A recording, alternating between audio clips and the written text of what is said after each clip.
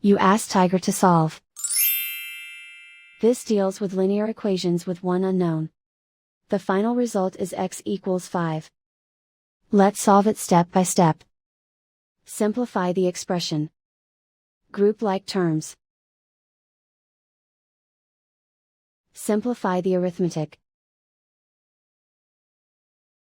Group all x terms on the left side of the equation. Subtract x from both sides. Group like terms. Simplify the arithmetic.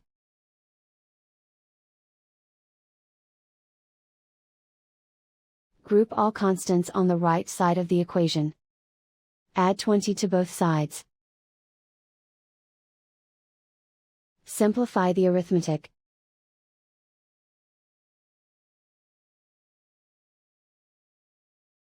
Isolate the x. Divide both sides by 4. Simplify the fraction.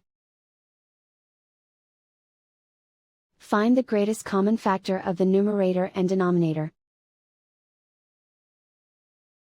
Factor out and cancel the greatest common factor.